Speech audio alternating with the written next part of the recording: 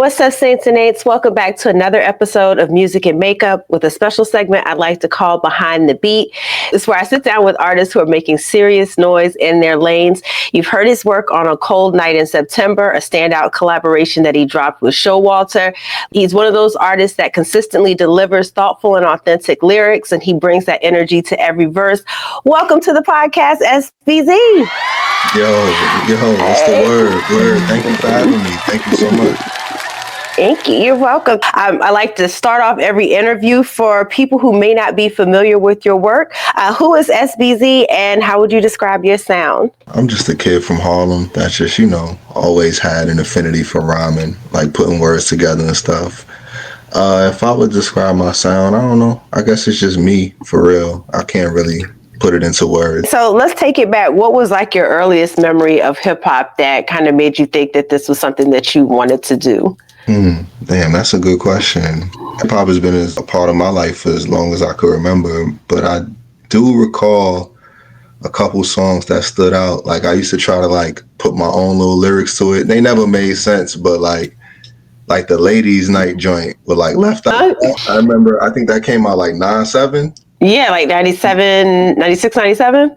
Yeah, so I remember that, trying to rap over that beat while they was over their lyrics. What made you fall in love with hip hop? I know you said that it was that particular song, but was there anything else that stood out to you that made you a fan? I like all genres of music, for real. It's just that hip hop, it just always resonated with my soul more. I always just felt more in tune with drum patterns and rhyming and all of that stuff. It's always been a great part of me. Do you remember the first verse you ever wrote or recorded? What was that moment like? Besides the Ladies Night stuff, the first time you really seriously sat and put to pad, what was that like? I had to be about 13. It's 05. It was in my homie's basement. It was it was to the Love Is Blind instrumental. But oh my God. I don't know what was calling my spirit to make me want to rap to that. It was so terrible. The rhyme was just so... So I'm going to jump into A Cold Night in September here in a second, but I wanted you to talk to me about your music career leading up to A Cold Night in September, because I did see your SoundCloud and I saw you had a couple projects and things that you've been working on throughout the years. What was your career prior to deciding to embark on that project? Writing rhymes, and it would always be a part of me. So I'll do it all the time, but as far as crafting songs, because Show sends me beats all the time.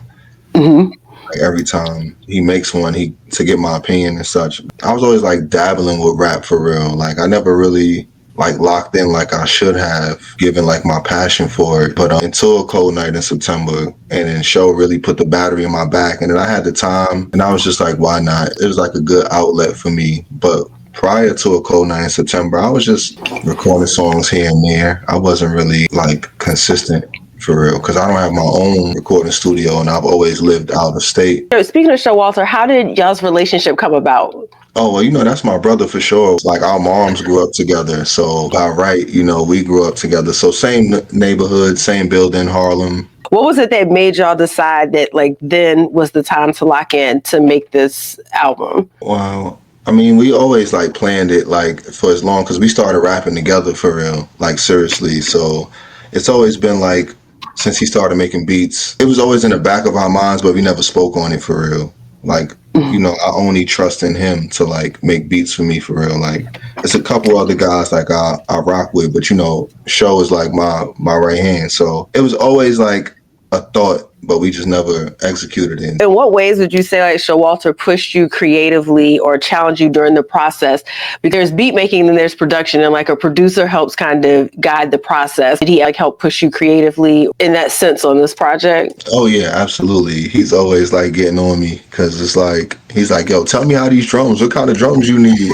Give me a song reference. I'm such a fan of his work, naturally, that I trust in him to just take over and just figure it out. But he's no, I need you. It's been almost a year since the release of the album. How do you feel about it now that you've had some time to sit with it? It's weird, because we've been rapping for so long that it's surreal to think about people listening to it. You know what I mean? Because I'm so used to writing songs that nobody will ever hear. So Like, it's been surreal. It's my baby, of course, because, it's been getting such great reception. At first, I was like nervous, but it's a year later, so now it's on to the next one for her. There's really like a raw honesty to your lyrics, especially on the song Hopeless Romantics Are Out of Style. Were there any other moments like on this album where you felt hesitant to be like so vulnerable or to share your feelings? Absolutely. With that song in particular, that was, relationships, they go through turmoil, they go through their emotions. I try to relate a little bit of my personal life into my bars, but not too much. But I'm always going to give like a bar or two, especially if there's like a song with a certain subject matter like that one, be a little bit more flexible with like what I choose to share. Because as much as I love rapping and rhyming words and all that, it's still like a stress relief for me at the same time. Is this your first collaboration with the producer, or have you worked with other people in the past? In the past, I've worked with like a couple, but like Showalter's always been like the guy, he sends me like a million beats a week.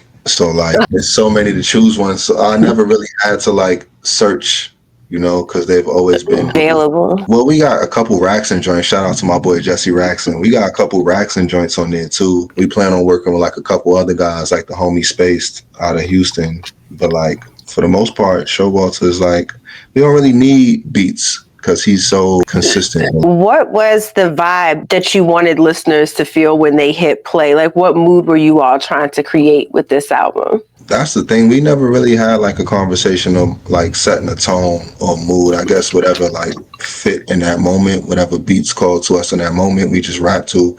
Because we recorded probably about almost 30 joints. We chose like 17 out of 30. So like it's whatever was in the moment. We were most likely watching something on YouTube and it called for him to make a beat. And I'm just like, all right, I'm here. I'll rap. What would you say is like your personal favorite song on this album? I would say it is Hopeless Romantics Are Out of Style because like I love that beat. Like even still, I just listen to the instrumental even though it's like a whole recorded song. And initially I remember Show not really liking the beat for real. And I'm just like, come on, bro, let's do this one. He's like, nah, I'm not feeling it. He's like, I can make something better. He's always on to the next one. So it's like, I'm like, oh, bro, this one is cool. I'm happy you did. I like that one too. That and Snake Eyes. How has the meaning of the project shifted for you over time? Like, especially after living life some since the release of it?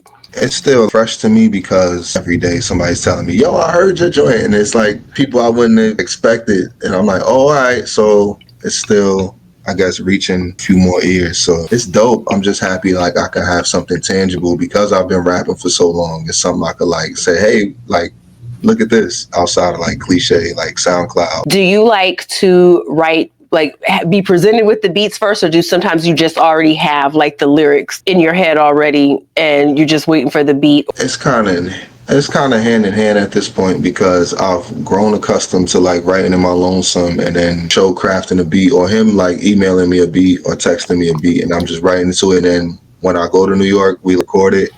But with this project in particular, I've gotten back into the swing of like being in the same room writing fresh verses. It was hard. I'm not gonna lie, because I'm like, I got like 80 verses like in my phone, and he's like, yo, we need new. I was thinking about like lying to him, like, yo, this is new. I know he could tell, so I was like, all right, let me just do some new shit. Do you feel like there's a difference when you all are working, in person than versus trying to work like in different locations? Oh, yeah, for sure. Because I feel like I'm very confident in like my verses when I'm by myself because I'll be hyping my own self up. But when I'm like writing a new one and like somebody else is in the room, it's kind of like once they be like, yo, look at what I got so far. And I'd be like, damn, that's hard. And I got like second guessing my stuff. I'm in the corner just looking like, damn. This is, not really music related, but about your Instagram stories, because they are really like a beacon of like positivity, like some kind of motivational thought or reminding everybody to get up and, have a good day. Where does that come from? It's helped me along through some very hard mornings. So I just wanted to know, like, where does that come from? Where did you get the drive to do that? Well, I appreciate you. Thank you. Okay. Sometimes I could go on a tangent. I'm not going to lie. I might be under the influence 9 times out of 10. I feel like it's a lot of negativity.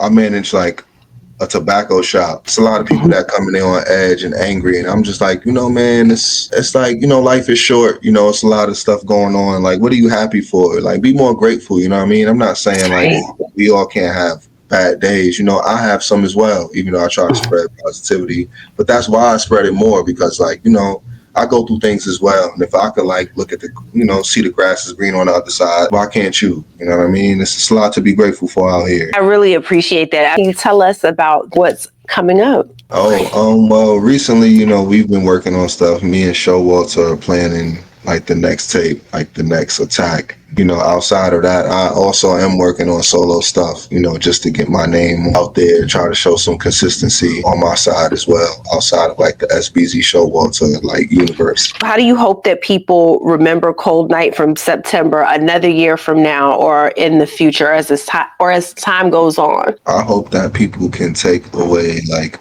a piece of us, because we try in the visuals and maybe the ad libs and some of the lyrics themselves, we show a bit of our like humorous side, like a piece of our personalities, like me and Showalter. Though we are similar in a lot of ways, we are different. You can tell like how we rap and subject matter and how so it's just a piece of us in a project, and hopefully, and listening to that, they can get more familiar with us as artists. Any upcoming artists out there, what's one piece of advice that you give them based on your own journey? I would just say, just do what feels natural to you. I can understand the pressures of, a lot of the people you might listen to and, where they came from, how it might be similar to yours. But, at the same time, I would just hope that you're expressing yourself as naturally as you can.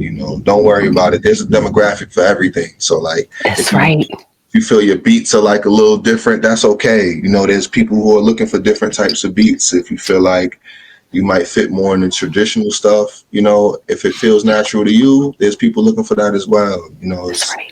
It's different outlets. And where can people find your music and support you and stay tapped in with your work? Well, as of right now, you could find me SBZ Cold Night in September on Apple Music, Spotify, wherever you stream. As for my personal music, I do have a Bandcamp. Forgive me, I do not remember what that address is. It's But okay. like, you can find me on SoundCloud though. Young Dinner Date, I believe my name was. Don't ask the origin. I like it, but it's catchy. It's intriguing. It gets the people talking. Well, thank you so much for joining us and talking about a cold night in September and sharing some of your work and your journey with us. I will find your Bandcamp, and I'm going to tag it in the description, as well as your SoundCloud and where they can find you on Instagram and on Apple Music. That wraps up our interview with SBZ. Make sure you like and subscribe for the latest in music and makeup. That is my time, Saints and Eights. Love you. Bye.